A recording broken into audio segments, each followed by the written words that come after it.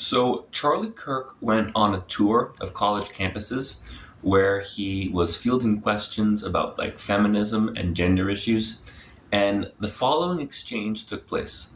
Hello. What would you say to feminists, specifically those I think you would consider biological women who are in support of trans women being able to access historically women's spaces like female bathrooms and being able to participate in women's sports? Okay, what would I say? Let me ask, are you one of those feminists? I am. Oh, okay, lucky guess. What is a woman? Somebody who identifies as a woman. So can I become a woman?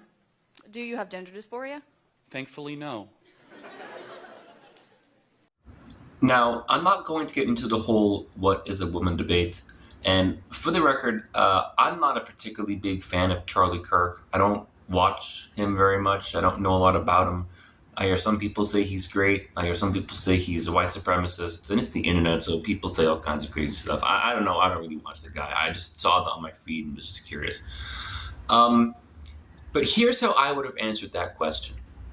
I would have said, okay, so you're comfortable with trans women using historically women's spaces, such as women's bathrooms and playing on women's sports teams.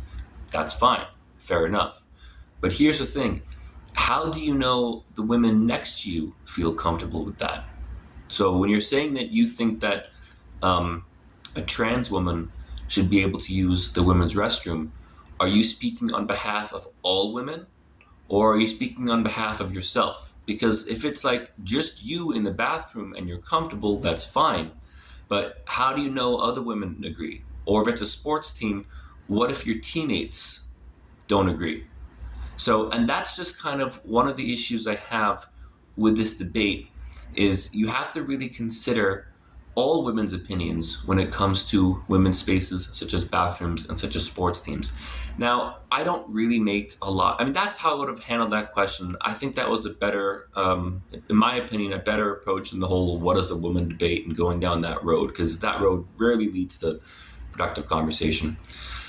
When it comes to trans issues, you don't see me talk about trans issues very much, mostly because they don't have a whole lot to do with the men's rights movement or men's rights. There are some videos I think I've done before where I've mentioned trans men have discovered that when you legally go from being considered a woman to legally being considered a man, you might find that the law has changed for you in an unfavorable way. And there's quite a few articles from trans men who are surprised. They were expecting all male privilege and things are going to be so much better. And they were surprised at how many things were worse, like unexpected consequences and challenges.